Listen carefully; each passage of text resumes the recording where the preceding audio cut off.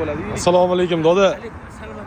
Osh qanaqa bo'pti, yaxshimi? Samarqandcha aka chempionni amaki osh qilib turman. Ustoz bilan marhamat. Chempion, oshi. Hofiz artist. Assalomu Otabekmi? Nima deydi? Otabek. Rahmat.